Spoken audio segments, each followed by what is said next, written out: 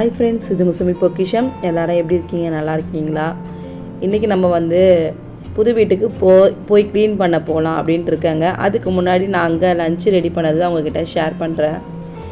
Chicken வாங்கிட்டு chicken gravy செய்யலாம் அப்படின்ட்டு இருந்தோம். ரேஷ்மாவுக்கு வந்து சிக்கன் குழம்பு வேணுமா அப்படின்னு சொன்னால், அதனால் சரி ஓகே நம்ம வந்து சிக்கன் குழம்பு வச்சுட்டு சிக்கன் கிரேவி ரெடி பண்ணலாம் அப்படின்ட்டு தாங்க. குழம்பு சாப்பிட்டு ரொம்ப நாள் ஆகுதுங்க, அதனால் சிக்கன் குழம்பு சாப்பிட்ணுன்னு தோணுச்சு.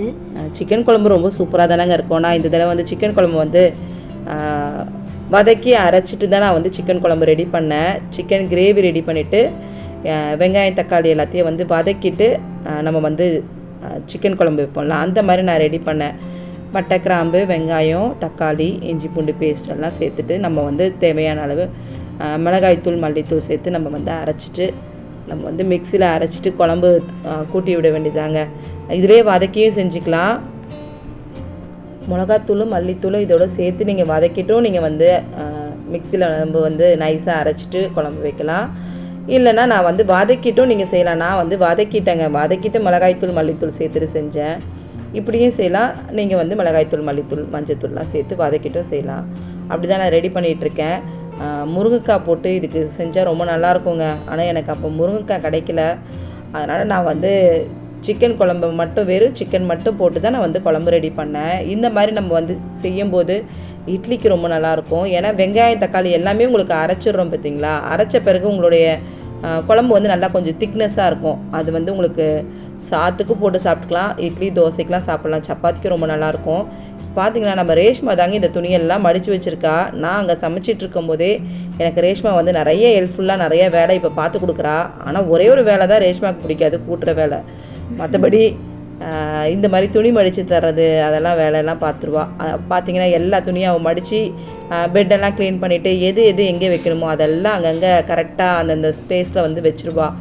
அப்போ அப்படி செய்யும்போது உங்களுக்கு வந்து வேலை எப்படி இருக்குன்னா, நான் கிச்சன் க்ளீன் பண்ணிவிட்டு கிச்சன் பாத்திரம் தேய்ச்சி வச்சுட்டு இந்த மாதிரி சமையல் செஞ்சுட்டா முடிஞ்சு போச்சு அப்படின்ற மாதிரி தான் இப்போ கொஞ்ச நாளாக எனக்கு வந்து வேலையெல்லாம் அவள் பார்த்துறனால கொஞ்சம் சுலபமாக இருந்துச்சு. கடைசியாக மிளகுத்தூள் சேர்த்து சிக்கன் கிரேவியும் ரெடி பண்ணி வச்சுட்டேங்க. நம்ம எப்பயும் செய்வலாம், சேம் அதே மாதிரி தான் நான் ரெடி பண்ணியிருக்கேன். அங்கே நம்ம வெங்காய தக்காளிலாம் வதக்கிட்டோம். அதனால் இதில் வந்து கொஞ்சோண்டு சோம்பு, கருவேப்பிலையும், சிக்கனும் போட்டு கொஞ்சோண்டு இஞ்சி பூண்டு பேஸ்ட் சேர்த்துட்டு நல்லா வதக்கிட்டு நம்ம அரைச்சி வச்சுருக்க வெங்காய தக்காளி விழுதை வந்து சேர்த்துக்கலாங்க. சேர்த்துட்டு நமக்கு திக்னஸாக எவ்வளோ தேவையோ அந்த அளவு தண்ணி சேர்த்துக்கலாம். நம்ம தேங்காயும் கடைசியாக கொஞ்சம் சேர்த்துட்டு அதாங்க நல்லாயிருக்கும். ஏன்னா சிக்கன் குழம்புனாலே கொஞ்சம் தேங்காய் அதோட நீங்கள் வந்து கசகசா வச்சு நீங்கள் அரைச்சிங்கனாலும் நல்லாயிருக்கும். நான் வந்து கொஞ்சோண்டு ஜீரகம் சேர்த்துப்பேங்க. இப்போ பார்த்தீங்கன்னா தேவையான அளவு கொஞ்சோண்டு மஞ்சத்தூள் சேர்த்துட்டு மிளகாய்த்தூள், மல்லித்தூள் இன்னும் எந்த பாத்திரத்தையும் வந்து நான் கொட்டி வைக்காமல் இருக்கிறேன். அதனால் பெரிய செம்படத்துலேருந்து தான் நான் எடுத்து சேர்த்துட்ருக்கேன். நம்ம புது கிச்சனுக்கு வாங்கியிருந்தோம் பார்த்தீங்களா பாக்ஸ் எல்லாம், அதில் கொட்டி வைக்கலாம் அப்படின்ட்டு அதில் வந்து ஃபில் பண்ணி வைக்கணும். அதை செய்யறதுக்கு முடியாமல் நான் காலையில் டைமில் இப்படி சமைச்சிட்டு இதை ரெடி பண்ணிவிட்டு ரேஷ்மா வந்து அதை அப்புறம் செய்யலாம்னு சொல்லிகிட்டே இருந்தா. சரி நான் வந்து மிளகாய்த்தூள், மல்லித்தூள் மட்டும் அந்த புதுசாக வாங்கின அந்த பாக்ஸில் வந்து ஸ்டோர் பண்ணி வச்சுருக்கேங்க. மற்ற எதுவும் இன்னும் வந்து கழுவி க்ளீன் பண்ணி வைக்கல நான். இப்போ பார்த்தீங்கன்னா மிளகாத்தூள், மல்லித்தூள் உங்களுக்கு காரத்துக்கு எவ்வளோ தேவையோ அவ்வளோ சேர்த்துட்டு தண்ணியும் சேர்த்துட்டு நல்லா கொதித்த பிறகு நான் கொஞ்சோண்டு தேங்காயில் வந்து ஜீரகம் சேர்த்து அரைப்பேன். அதோட கொஞ்சம் மிளகு சேர்த்துட்டு நான் அரைப்பேன். அந்த மாதிரி தான் நான் வந்து சிக்கன் குழம்பும் சரி மட்டன் குழம்பும் அப்படி ரெடி பண்ணுவேன். இது ரேஷ்மாவுக்கு ரொம்ப பிடிச்சிருந்தது. இதோட ஃப்ளேவர் ரொம்ப சூப்பர்னா செகண்ட் டேவே இதை வச்சு சாப்பிட்டேன். அடுத்த நாள் வரைக்கும் வச்சு ரேஷ்மா வந்து சாப்பிட்டா. எனக்கு அப்படி ஒன்றும் எனக்கு தெரியல, அவங்களுக்கு தான் எல்லோரும் ரொம்ப சூப்பர்ன்றாங்க. எனக்கு எப்போயுமே மற்றவங்க யார் சமைச்சு கொடுத்தாலும் எனக்கு சூப்பர் அப்படி சொல்லுவேன். அப்படி எல்லாரும் இருப்பீங்களா? எல்லாருமே அப்படி தானங்க இருப்போம். வீட்டில் நம்ம சமைச்சு சாப்பிடும்போது நம்ம நிறைய சாப்பிட மாட்டோம். ரேஷ்மா சமைச்சு கொடுத்தா எனக்கு சூப்பர் சொல்லிடுவேன் நான். இப்போ பார்த்தீங்கன்னா கடைசியாக கொத்தமல்லி சேர்த்து நம்ம வந்து சிக்கன் குழம்பு ரெடி ஆகிடுச்சு. ஒன்றும் நாங்கள் மீன் குழம்பு மட்டும் ஒன்றும் சாப்பிட்லங்க. மீன் மட்டும் ஒன்றும் சாப்பிடாம தான் இருக்கிறோம். ரேஷ்மாக்கும் டேரனுக்கும் அது ரொம்ப வருத்தமாக இருக்குது. எப்போ மீன், நண்டு, ராட்டெல்லாம் வாங்குவோம் அப்படின்னு சொல்லிட்டு இருக்காங்க. எப்போன்னு தெரியலங்க. சண்டே போனால் தான் ஃப்ரெஷ்ஷாக இருந்தால் மட்டும் தான் வாங்கி சாப்பிட்ணும் அப்படின்ட்டு இருக்கோம். பார்த்தீங்கன்னா சூப்பராக ரெடி ஆகிடுச்சு. ரேஷ்மா வந்து தோசைக்கே வந்து சிக்கன் கிரேவி வச்சுட்டு தான் சாப்பிட்டா. வாங்க அடுத்து நம்ம அந்த புது வீட்டுக்கு போய் என்ன செய்ய போகிறோன்னு பார்க்கலாம்.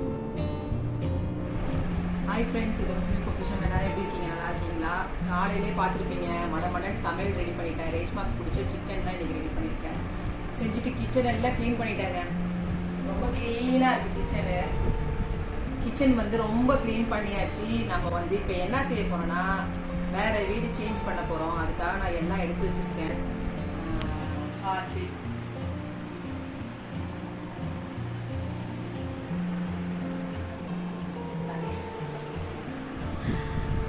எடுத்து வச்சுருக்கேங்க. போயிட்டு ஃபுல்லாக எல்லாத்தையும் டீப் க்ளீன் பண்ண போகிறோம். நம்ம வந்து வேறு வீடு சேஞ்ச் பண்ண போகிறேன். ஆனால் மறக்க முடியாத வீடு இது. என்னுடைய யூடியூப் வந்து தொடங்குறதே இங்கே தான்.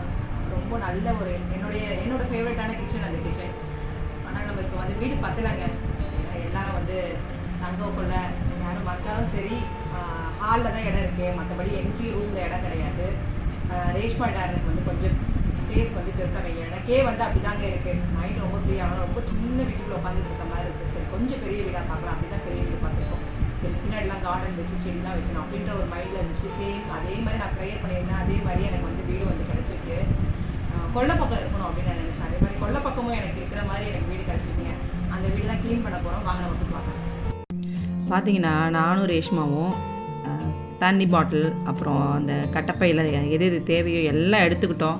ரேஷ்மா கையில் விளக்க மாதிரியும் மாப்பு எல்லாத்தையும் கொடுத்துட்டேங்க.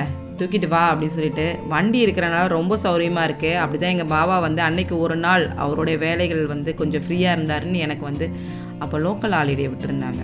அதனால் அந்த லீவில் எனக்காக இந்த லாஃப்டெல்லாம் அடிக்கிறதுக்கு என்னால் ஏற முடியாது இல்லைங்க. அதனால் அவர் வந்து லாஃப்டெல்லாம் க்ளீன் பண்ணி கொடுத்தாரு. நான் எல்லா ஒற்றையும் அடிச்சுட்டு எல்லா கபோர்டு எல்லாமே நாங்கள் ஈரத்துணி வச்சு துடைச்சோம். ஏன் அப்படி துடைச்சேன் அப்படின்னா ரொம்ப நாள் யூஸ் பண்ணாமல் மூடி இருந்தது. இது வந்து புது வீடு ஆனால் யூஸ் பண்ணாமே இருந்தனால உங்களுக்கு பார்த்தீங்கன்னா யூஸ் பண்ணாமல் ஒயிட் வாஷ் அடித்த வீடு எப்படி இருக்கும் உங்களுக்கு உள்ளே போகும்போது சேம் அப்படி தான் இருந்தது எங்களுக்கு. அதனால் நாங்கள் போயிட்டு எல்லா நெட்டெல்லாம் போட்டிருந்தாங்க.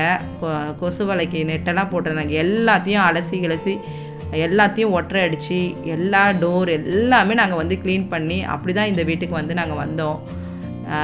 பார்த்தீங்கன்னா க்ளீன் பண்ணோம். ஒரு வாரம் க்ளீன் பண்ணுற மாதிரி இருந்ததுங்க.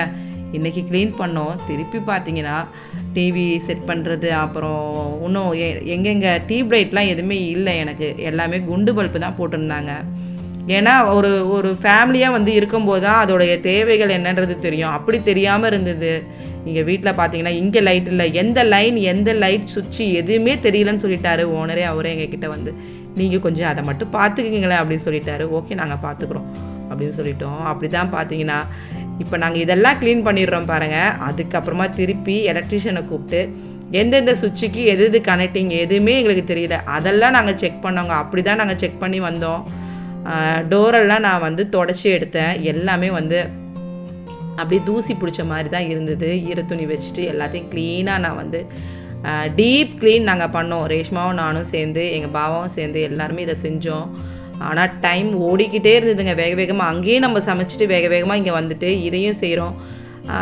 அப்படி தான் நான் வந்து ப்ரேயர் பண்ணி என்னுடைய எதிர்பார்ப்புகளோடு இருக்கணும்னால நான் எதிர்பார்த்ததை விட எனக்கு வந்து தேவன் வந்து இன்னும் ரொம்ப நேர்த்தியாக கொடுத்துருக்காரு அப்படி தான் நான் சொல்லுவேன். ப்ரேயரில் தாங்க வைப்பேன் எப்பயுமே. சரி நீங்கள் எதையுமே ப்ரேயரில் வைங்க, அது உங்களுக்கு ரொம்ப நேர்த்தியாக அமையும். எதையுமே வந்து பார்த்த உடனே ஒன்று பிடிச்சிருச்சின்னு சொல்கிறத விட தேவன்கிட்ட வந்துட்டு நீங்கள் இதை வச்சுட்டு இது எனக்கு பிடிச்சிருக்கா இல்லையா அப்படின்றதெல்லாம் விட உங்களுக்கு சித்தமாக இருந்தால் எனக்கு அதை தாங்க அப்படி தான் நான் கேட்டிருந்தேன்.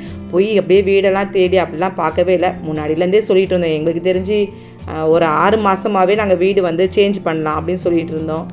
ஆனால் முழு மூச்சாக இறங்கவே இல்லை. ஏன்னா நமக்கு தான் ஃபேவரட்டான வீடாச்சே, அதனால் முழு மூச்சாக இறங்கவே இல்லை. அப்புறம் பார்த்தீங்கன்னா கொஞ்சம் க்ளீன்லாம் பண்ணி முடிச்சுட்டு துடைக்கிறதெல்லாம் துடைச்சிட்டு அப்புறம் பசி வந்துருச்சுங்க. நாங்கள் போகும்போதே 11 மணி. இதுக்கு மேலே வேணாம், நீ போய் சாப்பிட்டு ஃபஸ்ட்டு வீட்டுக்கு அப்படின்ட்டாரு எங்கள் பாபா. அவரும் வந்து சரி சாப்பிட்டுட்டு கொஞ்சம் ரெஸ்ட் எடுத்துகிட்டு அடுத்து நம்ம போகலாம் அப்படின்ட்டு அடுத்து நாங்கள் மதியானம் வீட்டுக்கு வந்து சாப்பிட்டுட்டு நான் ஏசி பார்க்க போனேன்னு சொன்னேன்லங்க, ஏசி வாங்கலான்ட்டு நாங்கள் வந்து புது ஏசி வாங்கினதை ஃபிட் பண்ணிடலாம் அப்படின்ட்டு அவங்களையும் வந்து வர சொல்லிட்டோம். எங்களுக்கு வந்ததை அப்படியே கொண்டு வந்து இங்கேயே இறக்க சொல்லிட்டோம். புது வீட்லேயே வந்து இறக்கிடுங்க அப்படின்னு சொல்லிட்டோம். அங்கே இருக்குது ஏசி. அந்த ஏசியை கழட்டி இங்கே மாட்டினோன்னா எங்கள் வீட்டில் படுத்து தூங்கவே முடியாது. அதனால் அது வேண்டாம், அது இருக்கட்டும், அது பாட்டுக்கு இருக்கட்டும். அந்த ஏசியை வந்து வேறு எங்கேயாவது ஃபிட் பண்ணிக்கலான்ட்டு நாங்கள் புது ஏசி வாங்கிட்டோம். ஏன்னா நமக்கு தான் கூலிங் கம்மியாக இருக்குன்னு இல்லைங்க. அதனால் கொஞ்சம் பெரிய ஏசியாகவே 1.5 டன்னாகவே வாங்க, அது 1 டன் தான் வாங்கியிருந்தோம். அதனால் சரி நம்ம ஃபிட் பண்ணிடலாம் அப்படின்ட்டு அவங்களும் வந்துட்டாங்க ஃபிட் பண்ணுறதுக்கு. நாங்கள் அந்த பெட்ரூமில் வந்து ஃபிட் பண்ணிட்டோம். நாங்கள் படுக்கிற பெட்ரூமில் வந்து ஃபிட் பண்ணிகிட்டு இருக்காங்க. இங்கே பார்த்தீங்கன்னா வேக்யூம் கிளீனர் போட்டுட்டு டேரனும் வந்து ஸ்கூல் விட்டு வந்துட்டான். வந்த பிறகு ரேஷ்மா செம்மையாக வேலை பார்த்தாங்க. எங்கள் ரேஷ்மா வேலை பார்ப்பான்னு நாங்கள் நினைக்கவே இல்லை. என்ன ரேஷ்மா சைலண்ட்டாக பார்த்துட்ருக்க? ரேஷ்மா பார்த்தீங்கன்னா சும்மா க்ளீனிங்கில் அழகாக வந்து க்ளீன் பண்ணிட்டு இருந்தா. இன்ட்ரெஸ்ட் வந்துருச்சுங்க. ஆமாம், ரொம்ப இன்ட்ரெஸ்டாக ரேஷ்மா வந்து க்ளீன் பண்ணா. அடுத்த நாள் காலையில் நான் வந்து என்ன செஞ்சேன்னா, ஏன்னா 2 days vlog தான் உங்ககிட்ட ஷேர் பண்ணுறேன். காலையில் எழுந்திரிச்சு ப்ரேயர் பண்ணிவிட்டு சோஸ்திரப்பள்ளி சொல்லிவிட்டு அடுத்து காலையில் வேகமாக எல்லா துணியும் துவச்சி போட்டுட்டு நம்ம திருப்பி அங்கே போகணுமேங்க வேலை செய்கிறதுக்கு. அதனால் ஃபஸ்ட்டு ஒரு ரவுண்டு துணியும் போட்டுட்டு அடுத்த ரவுண்டு துணியும் போட்டுடலாம் அப்படின்ட்டு. ஏன்னா நான் அங்கே போனனால அன்றைக்கி துணியே துவைக்கலை. பார்த்திங்கன்னா வாஷிங் மிஷின் ஓட வச்சுட்டு நான் வந்து ப்ரேயர் பண்ண வந்து உட்காந்துட்டேன். எங்கள் பாபா சொன்னார், நீ என்ன அடுத்தடுத்து இந்த வேலையெல்லாம் பார்த்துட்டு இப்படியும் காலையிலேயே எழுந்திரிச்சிட்டியேன்னாரு.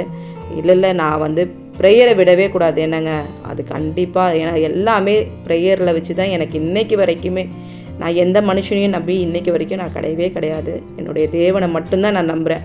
இந்த விசுவாசம் நீங்கள் கண்டிப்பாக நீங்கள் எல்லாருமே எடுத்துக்கோங்க. கண்டிப்பாக நீங்கள் விசுவாசத்தோட யார்கிட்ட நீங்கள் எதை கேட்டாலும் செய்ய மாட்டாங்கங்க.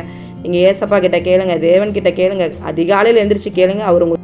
அவள் தாங்க கூட்டி க்ளீன் பண்ணிட்டுலாம் இருக்கா. நானே ஆச்சரியமாக பார்த்தேன், என்ன ரேஷ்மா நீ செய்கிற? இல்லைம்மா, நீங்கள் எல்லாமே செஞ்சிட்ருக்கீங்க. ஏன்னா அவள் பார்க்கும்போது தான் அவளுக்கு தெரியுது இவ்வளோ கஷ்டமா அப்படின்னா. நான் சொன்னேன், கஷ்டம்லாம் கிடையாது, வீட்டுக்குள்ளே செய்கிற வேலை ரெகுலராக செஞ்சுட்டா அது கஷ்டமாகவே தெரியாது ரேஷ்மா அப்படின்னு. இல்லை நீங்கள் பாத்திரம்லாம் அவ்வளோ பாத்திரமும் தேய்க்கிறீங்க, திருப்பி இதை பண்ணுறீங்க, அதனால் நான் வந்து வீடெல்லாம் கூட்டி விட்டுறேன்னு. அவள் காலையில் எழுந்திரிச்சோடனே துணியை மடித்து வச்சுருவாங்க, பெட்டெல்லாம் தட்டிட்டு மடமடன்னு வீடை கூட்டி விட்ருவா. நான் பார்த்தீங்கன்னா தண்ணிலாம் பிடிச்சி வச்சுட்டு பாத்திரத்தெல்லாம் தேய்ச்சி கழுவி எல்லாத்தையும் க்ளீன் பண்ணி வச்சுட்டு திருப்பி உடனே நம்ம வந்து கிளம்பி அங்கே போகிற மாதிரி தான் இருந்தது. நாங்கள் அப்படி தான் வந்து 1 வாரத்துக்கிட்ட எனக்கு வேலைகள்லாம் இருந்துச்சு. இந்த மாதிரி நம்ம முன்னாடி செஞ்சுட்டு போகும்போது ரொம்ப ஃப்ரீயாக இருக்குங்க. அதனால தான் நான் செய்கிறதெல்லாம் அப்படியே உங்ககிட்ட ஷேர் பண்ணுறேன். சம்டைம்ஸ் வந்து நைட் ஆயிரம் வரதுக்கு, அதனால் அப்போ மட்டும் வெளியில் வாங்கி நாங்கள் சாப்பிட்ருவோம். ஒரு வாரத்தில் ஒரு 2 நாள் மட்டும் நைட்டு மட்டும் வெளில வாங்கி சாப்பிடுவோம். மற்ற நாளெல்லாம் காலைல சமைச்சோன்னே திருப்பி அங்கே போயிடுவோம், திருப்பி சாப்பிட வருவோம், திருப்பி அங்கே போயிடுவோம். இப்படி வந்து முருங்கைக்காய் வாங்கிட்டு வந்து என் ஃப்ரெண்டு கொடுத்தாங்கன்னு சொன்னார். இப்படி தாங்க போயிட்டு வந்து அந்த முருங்கைக்காய் சரி என்ன குழம்பு வைக்கன்னு தெரில, அதனால் சரி முருங்கைக்காவை அப்படியே கிரேவியாக ரெடி பண்ணிவிட்டு நம்ம சாதம் வடிச்சிடலாம் அப்படின்ட்டு நான் அப்படி தான் ரெடி பண்ணேன். என்ன இவ்வளோ வேலையா அப்படின்னு நினைக்கிறீங்க? ஏங்க எந்த சுவிட்சு எதுக்குன்னே தெரியாதுங்க, அப்படி தான் இருந்துச்சு கனெக்டிங்கு. பாதி கனெக்டிங் வந்து எதில் இருக்குன்னே தெரியாமல் இருந்தது. அதுக்காக நம்ம வந்து ஒரு எலக்ட்ரிஷியனை ரெடி பண்ணி போய் செக் பண்ணிவிட்டு அப்படி தான் நாங்கள் வந்து அந்த வீட்டுக்குள்ளே போகும்போது அப்படி தான் என்னோடய வேலையை முடிச்சுட்டு நான் அங்கேயும் போனேன். இப்போ வந்து இன்றைக்கி வந்து ப்ளூ ஸ்டார்லேருந்து வந்து எனக்கு ஃபில்டரை வந்து அங்கே கொண்டு போய் மாட்ட போகிறேன். அதனால் தண்ணியெல்லாம் வந்து நான் ஃபில் பண்ணி வச்சுருக்கேன். பார்த்துக்குங்க, இந்த மாதிரி நீங்கள் ஒரு வீடு சேஞ்ச் பண்ண போகிறீங்க அப்படின்னா, இப்போ இந்த பாத்திரத்தில் தண்ணி இல்லை, இதுலேயும் பிடிச்சி வச்சிடலாம் அப்படின்னு இருக்கேன். பாருங்கள், நம்ம பிரியாணி பாத்திரத்தை கூட நான் விடாமல் தண்ணி பிடிச்சி வச்சுக்கிறேன். ஏன்னா மற்ற தண்ணி எந்த சேஞ்ச் பண்ணாலும் கேன் வாட்டர்லாம் குடித்தாங்கன்னா எல்லாருக்குமே த்ரோட் இன்ஃபெக்ஷன் வரும். எனக்கே த்ரோட் இன்ஃபெக்ஷன் வரும். அதனால் நான் எப்போயுமே சரி நம்ம வீட்டில் இருக்கிற பியூரிஃபை தான் ப்ளூ ஸ்டாரில் வந்து நான் முன்னாடியே வந்து அவங்கக்கிட்ட ஃபோன் பண்ணி சொல்லிட்டேன். ஏன்னா எனக்கு முன்னாடியே வந்து ஃபிக்ஸ் பண்ணி கொடுத்துருங்க. ஏன்னா உங்களுக்கு ட்ரில்லிங் மிஷின் போடுவாங்க, திருப்பி கழுவிட்டு திருப்பி தொடச்சிட்டு இருக்கிறதுல எனக்கு இஷ்டமே இல்லைங்க. அதனால் நான் எல்லாமே வந்து ஃபிட் பண்ணிவிட்டு என்னென்ன ஃபிட் பண்ணணும், நம்ம ஒரு வீட்டுக்குள்ளே புது வீட்டுக்குள்ளே போனீங்கன்னா என்னென்ன நம்ம ஃபிட் பண்ணுவோம் சேம் அதை எல்லாத்தையுமே நான் ரெடி பண்ணிட்டு தான் போனேன். இப்படி போகும்போது நம்மளுடைய வேலைகள் ஜாஸ்தி இழுக்காமல் இருக்கும். இப்போ பார்த்திங்கன்னா எல்லாம் முருங்கைக்காய் கிரேவிக்கு வெங்காயம், தக்காளி, இஞ்சி பூண்டு பேஸ்ட்டு, மிளகாய்த்தூள், மஞ்சள்தூள் சேர்த்துட்டு தேங்காவை வந்து கொஞ்சோண்டு ஜீரகம் சேர்த்து அரைச்சி எடுத்துக்கிட்டேன். இதை நல்லா வந்து வேக வச்சுட்டேன். சூப்பர் முருங்கைக்காங்க, ரொம்ப டேஸ்ட்டாக இருந்துச்சு. எனக்கு தெரிஞ்சு நான் இந்த முருங்கைக்காய் வந்து நான் சின்ன பிள்ளையாக இருக்கும்போது சாப்பிட்ட டேஸ்ட்டு நான் இப்போ தான் சாப்பிட்ருக்கேன்னு சொல்லுவேன். நான் எங்கள் பாவாக்கிட்ட திருப்பி எனக்கு முருங்கைக்காய் வேணும் அப்படின்னு சொல்லியிருக்கேன். இதுலேருந்து ஒரு போத்தாவது வாங்கி ஒரு இதை நட்டு வைக்கணும் அப்படின்னே சொல்லிட்டேன் நான். கண்டிப்பாக பார்க்குறவங்க யாராவது எனக்கு தெரிஞ்சவங்க நீங்கள் இருந்தீங்கன்னா உங்களுக்கும் நான் என் வீட்டில் காய்க்கும் போது நான் உங்களுக்கு கண்டிப்பாக தரேங்க இந்த முருங்கைக்காய். அவ்வளோ டேஸ்ட்டாக இருந்துச்சு. ஏன்னா நான் கொடிக்காய் சூப்பர்னேன், ஆனால் அதை விட சூப்பர், கொதிக்கும் போதே வாசனை சூப்பர். அடுத்து நாங்கள் பழைய சாதம் இருந்துச்சு, நானும் எங்கள் பாவம் பழைய சாதத்துக்கு அந்த முருங்கைக்காய் வச்சு சாப்பிட்டுட்டு ரேஷ்மாவுக்கு வந்து மேகி தாங்க, அவள் மேகி தான் சாப்பிடுவாள். அவளுக்கு ஒரு நாள் மேகி செஞ்சு கொடுங்கன்ட்டு, அதனால் அவளுக்கு மேகி செஞ்சு கொடுத்துட்டு நாங்கள் திருப்பி இங்கே வந்துட்டோங்க. பாருங்கள், இந்த கபோர்டெலாம் யூஸ் பண்ணாமல் உங்களுக்கு ஒயிட் வாஷ் அடித்தது அப்படியே இருக்குது. அதனால் நாங்கள் எல்லாம் என்ன செஞ்சோன்னா அதில் லைட்டாக சோப் வாட்டர் வச்சுட்டு ஈரத்துணி வச்சு க்ளீனாக தொடச்சிக்கிட்டோம். நம்ம யூஸ் பண்ண போகிற வீடு எப்படி வச்சுக்கணும், கண்டிப்பாக எல்லாருமே நம்ம சொந்த வீடு மட்டும் தான் நீட்டாக வச்சுக்கணும்லாம் இல்லைங்க. நம்ம வாடகை வீடாக இருந்தாலுமே சரி அது இருக்கிற வரைக்கும் நம்மளுடைய சொந்த வீடு எப்படி பார்த்துக்கணுமோ அப்படி தான் நாங்கள் பார்த்துப்போம். எங்களை வீட்டில் எல்லாருமே அப்படி தான். நான் சின்ன ஒரு கீரல் போட்டால் கூட சொல்லுவேன், ஏய் இழுக்காமல் வந்து சேரை ஒழுங்கா இல்லை அப்படி சொல்லுவேன். அப்படி தான் இங்கே பார்த்தீங்கன்னா இந்த கபோர்டெல்லாம் தொடச்சிட்டோம். இந்த சைடு கபோர்டெல்லாம் தொடச்சாச்சு. ஏசியும் வந்து ஃபிட் பண்ணிட்டாங்கங்க. அதெல்லாம் நான் கூட்டி அள்ளிட்டேன். அது பார்த்திங்கன்னா ஏகப்பட்டது கொட்டுச்சு. திருப்பி நான் வந்து வாஷிங் மிஷின் செட் பண்ணுறதுக்கு எனக்கு பைப் கனெக்டிங் இங்கே வந்து கொடுக்காம விட்டுட்டேன். அதனால் நான் வந்து வாஷிங் மிஷின் கனெக்டிங்கும் வந்து நான் வந்து இழுத்துக்கிட்டேங்க. எப்படி நமக்கு வந்து சௌரியமாக இருக்குமோ அதெல்லாம் நான் ரெடி பண்ணிக்கிட்டேன். நம்ம இருக்க போகிற வீட்டுக்கு நம்ம தான் செலவு பண்ண முடியும். எல்லாத்தையுமே வந்து எதிர்பார்க்க முடியாதுல்லங்க ஒரு ஓனர்கிட்ட. அப்படி தான் எல்லாமே வந்து எதிர்பார்த்து நம்ம செய்யறதா. ஒன்று நம்ம சொந்த வீடாக இருந்தால் மட்டும்தான் அதை செய்ய முடியும். சரி வாடகை வீடாக இருந்தாலும் சரி, எனக்கு அப்புறம் யாராவது வந்தாங்கன்னா எல்லாமே செஞ்சு வச்சுருக்காங்க அப்படின்னு அவங்க நினச்சால் மட்டுமே போதுமே தவிர மற்ற எதையுமே எதிர்பார்க்குற ஆள் நானும் கிடையாது, எங்கள் பாவம் அப்படி கிடையாது. எல்லாமே செஞ்சுருவோம். எல்லா வீட்லேயுமே பார்த்தீங்கன்னா ஏதாவது ஒன்று செஞ்சு வச்சுருப்போம். அப்படி தான் நாங்கள். அதனால் வந்து அடுத்து மத்தியான சாப்பாட்டுக்கு கொஞ்சம் வத்தல் வந்து இந்த வத்தல் ரொம்ப நல்லா இருந்துச்சு. நான் உங்ககிட்ட காமிச்சிருந்தேன்ல, சரி அதை அப்படியே வந்து பொரிச்சிட்டு இந்த வத்தல் வச்சு சாப்பிடும்போது ரொம்ப நல்லாயிருக்கும். ஜவ்வரிசி வத்தல் எனக்கு ரொம்ப பிடிக்கும். எத்தனை பேருக்கு பிடிக்கும்? எங்கள் வீட்டில் ரேஷ்மா டேரனுக்கு பிடிக்காதுன்னு சொல்லுவாங்க. ஆனால் இது ரொம்ப சூப்பர்னு சொன்னாங்க. அதில் ஒரு கலராக இருக்குது பார்த்தீங்களா, அது பீட்ரூட் அப்பளங்க. பீட்ரூட்டில் வந்து ஃப்ளேவரில் அது ரெடி பண்ணியிருக்காங்க. அது ஒரே ஒரு அப்பளம் தான் அதில் இருந்துச்சு. நாங்கள் டேஸ்ட் பார்க்கும்போது அது பீட்ரூட்டோட டேஸ்ட் இருந்துச்சு. தக்காளி வத்தல், ஜீரக வத்தல், ரேஷ்மா வந்து அதை சாப்பிட்டுட்டு எனக்கு கொஞ்சம் கொடுத்தா. நான் சாப்பிட்டு சொன்னேன் அது டேஸ்ட் என்னன்ட்டு. சாப்பிட்டுட்டு திருப்பி வந்துட்டாங்க. பாருங்கள் அந்த ஏசி ஃபிட் பண்ண மண்ணெல்லாம் அந்த சைடு இருக்கிறதெல்லாம் அள்ளி போட்டுட்டு திருப்பி ஒரு தடவை எல்லாத்தையும் கூட்டி, எத்தனை தடவை கூட்டியிருப்போன்னு நினைக்கிறீங்க நீங்கள்? நான் நினச்சேன் இதோட முடிஞ்சிருச்சுன்னு நினச்சேன். இது அப்படி இருந்த வேலை இருந்துகிட்டே தாங்க இருந்துச்சு. அடுத்த நாள் நான் வந்து என்னென்ன ஃபிட் பண்ணுன்றதை நான் உங்ககிட்ட ஷேர் பண்ணுறேன். இந்த வீடியோ உங்களுக்கு பிடிச்சிருந்தா கண்டிப்பாக லைக் பண்ணுங்கள், உங்கள் ஃப்ரெண்ட்ஸோட ஷேர் பண்ணுங்கள். அடுத்த ஒரு குக்கிங் வித் vlogல நம்ம சந்திக்கலாம். தேங்க்யூ.